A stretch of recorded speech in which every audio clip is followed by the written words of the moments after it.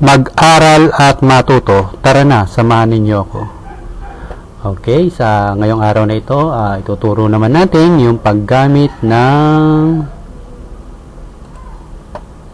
clamp tester. Yan. Ito yung isang pang tester na ginagamit sa ating pag-aaral ng refrigeration and air conditioning. Mahalaga rin ito at malalaman mo kung anong kalagayan nito sa ating mga tatalakay. Kung natutunan mo na yung ating multi-tester, analog and digital, ngayon naman sasabak naman tayo sa clamp tester or clammeter. Okay, bago ang lahat, kaya nyo munang i-shoutout ko yung ating ibang taga-subscribe na nag-subscribe sa ating channel, si Bimbi Amber. Shoutout po sa inyo. Salamat po sa inyong pakikinig at pagsuporta. Okay? Ngayon po, tuloy na natin yung ating pag-aaralan. Kung mapansin nyo po yung ating clammeter or clamp tester sa ibang katawagan, ay may parts. May kanya-kanya rin siyang parts katulad ng ating multi-tester. Ang kaibahan lang nito, makikita mo itong nasa gawing dulo, meron siyang parang clamp. Kaya nga tinawag na clamp clammeter or clamp tester. Kasi ito yung pinaka-highlight niya sa kanyang paggamit. Okay, kung mapansin mo yung parts niya, isa-isayin natin yung parts. Transformer clamp. Medyo parang bago sa pandinig, pero ito yung tawag ng mga iba. Pero kung tatawag mo yan, clamp yan. Yan yung clamp niya. Then, clamp operating trigger. Ito yung clamp operating trigger. Pagka pinindot mo ito, nangangayan, bubuka. Bubuka yung clamp ammeter. Then, function rotary switch. Ito yung function rotary switch. Para yung nasa ating analog at digital, ito rin yung parang selector knob kung saan pipiliin mo yung mga range. Then, power switch. Itong model ng clamp tester na to, may power switch pa. Pero ibang wala naman. Nandito diretso na sa kagad sa selector rotary switch. Then, backlight. Ayan, backlight. Meron ding ibang design, wala namang backlight. Pero itong nakuha kong design, may backlight. Ang backlight tinatawag, pagka medyo madilim-dilim na, hindi mo makita itong screen. Yan, pipindutin mo siya, iilaw siya. Then, hold button for keeping the last reading on display. Yan, hold. Kaya karaniwan din ng mga clamp tester or kahit na multi-tester na digital, may hold. Para in case na natanggal mo na yung test spread mo, doon sa reading mo, pindutin mo siya bago mo tanggalin. Ulitin ko, pindutin mo siya bago mo tanggalin yung test spread sa tinetester mo. Baka baliktad ka naman, baka tinanggal mo na yung test spread mo doon sa tinester mo, tsaka mo palang pipindutin. Siyempre, mawawala na yung reading. Kaya tinatawag siyang hold. Para kahit tanggal mo na yung test spread mo doon sa nire-reading mo or sa clamp tester mo, hindi mawawala yung number. Then, negative, ground, tsaka input terminal, the same as yung ating lecture or video sa dalawang hole na yan. Positive input terminal yan. Then, yan, nasabi ko na sa kanya kanina, yung function rotary switch. Function, kung sa ibang katawagan, selector knob, kasi nga, ito yung pinaka nagtuturo ng saan mo siya gagamitin. Katulad din ng ating digital tsaka analog. Ito yung part na kung saan siya ang pipili or siya ang magsasabi kung saan mo siya gagamitin. Okay? Tingnan pa natin yung iba nating picture. Yan. Ito naman yung isa pa nating picture. Medyo blurred na nga lang. Pero kung mapapansin mo, napakasimple. Napakasimple ng setting. Kaya hindi ka masyadong mahihirapan. Kasi itong mga ganitong klase, mga full automatic na siya.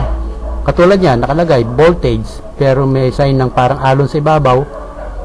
Ibig sabihin yan, AC voltage yan. AC voltage na kahit anong rates mula 0 hanggang 1000 volts kakayanin niya. Pero paalala lang, meron mga specification din itong mga tester na ganito. Nakasulat sa manual niya kung hanggang ano lang voltage ang kaya niya. Baka mamaya ang nakalagay na specification dito is 1,000 volts, nilagay mo sa 1,000 o 2,000 volts, saka naman kasi makaka-tester nga naman ng 2,000 volts. In case lang naman. May mga ganun yung manual nito. Kaya alam mo rin kung hanggang saan lang yung capacity niya. Then, DC voltage, nakita nyo yung ating drawing ng DC voltage, sabi nga sa inyo, mayroon para siyang guhit na isang sa ibabaw at may putol-putol na guhit. Then, next is ohms and buzzer. Ayan, na naman yung ohms at saka buzzer natin. Then, ito, yung pinakamalaga dito, yung ampere. Nakalagay yung sign ng ng AC voltage yung sa ibabaw. Yan yung pinakagamit talaga ng clamp tester, ang pag-range ng ampere. Kumbaga, ang pinopokus ng clamp tester ay yung pagbasa ng ampere. Okay, tingnan naman natin yung iba pang picture natin. Okay, ito naman yung ating isa pang clamp tester. Kung mapansin mo, meron na siyang pointer katulad ng ating analog. At ito rin tinatawag na clamp tester analog. Yan. Clamp tester analog. Kung merong digital ang ating clamp tester, meron din siyang analog. Kaya kung meron din analog ang multi-tester tsaka digital, meron din ang clamp tester. The same ang ating pagbasa.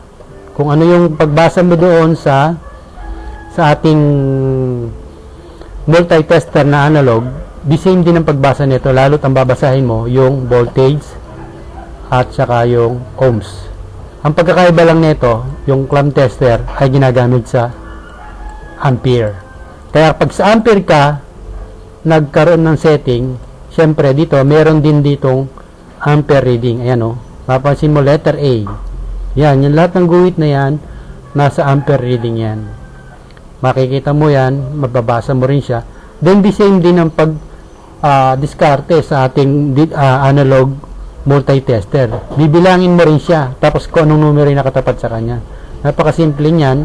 Kung natutunan mo yung ating mga previous video, kaya kung wala ka pa, hindi mo pa napapanood yung ating mga previous video, mag-subscribe ka na at panoorin mo yung ating mga previous videos. Kasi itong ating pinag-aaralan, series ito. Series. Mula sa number 1 hanggang sa dulong numero na ipopost ko na video, lahat na yan tungkol sa ating course ng refrigeration and air conditioning. Wala tayong halo na ibang kaalaman, kundi focus tayo sa talagang pag-aaral. Maalala ko, bago tayo magtuloy-tuloy sa pag-discuss pa ng ating clamp tester, punta lang kayo sa ating channel at makikita mo rito yung ating pang mga previous video. Ayan. Ito yung ating mga previous video. Makikita mo yan, by yan, series ng 1 to 7 at mahigit pa yan. Unti-unti natin dadagdagan yan. Kahit na isang araw, nag-vlog ako or nagre-record ako ng 2 hanggang 3 video para mabilis kong matapos at mabilis nyo matutunan yung ating tinatalakay. Hindi ako nag-vlog or nag-video ng halos pumapagitan ng 1 linggo. Hanggat maaari, tatapusin ko ito ng 1 buwan. Or mahigit lang ng konti sa 1 buwan. Depende kung gaano karaming video ang ating magagawa. Okay, balik tayo sa ating topic. Yung ating clamp tester, sinabi ko nga sa inyo kanina, meron digital din at analog. Then kung mapansin mo siya, meron itong pula nito, meron din siyang hold. Manual hold lang, hindi katulad nung pinakita ko sa inyo kanina. Digital hold, pag pinindot mo, automatic hold yung number. Ito rin meron ding pag-hold.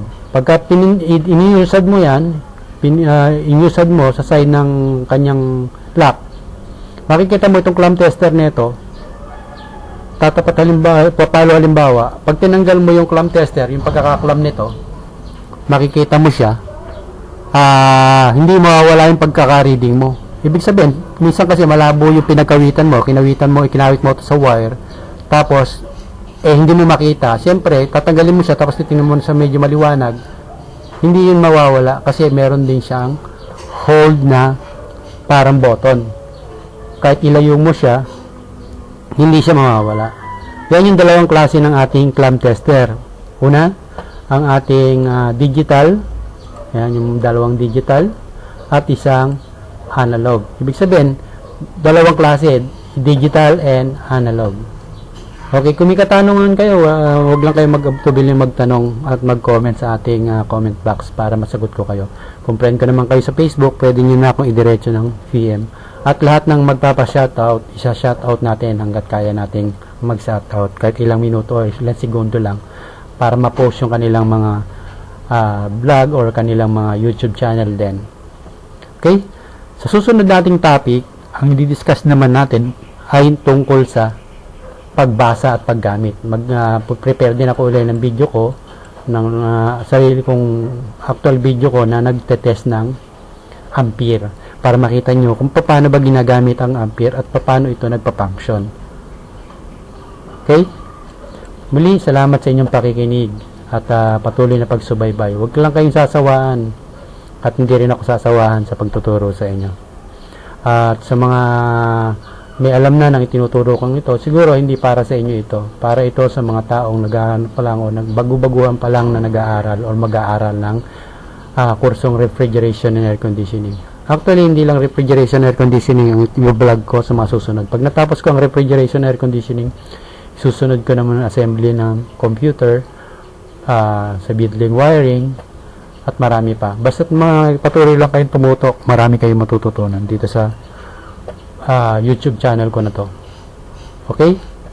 Salamat muli sa inyong pagtangkilik. Always like, subscribe, and hit the bell para mag-notify kayo kapag nag-upload na ako kagad ng video. Salamat sa inyong panonood.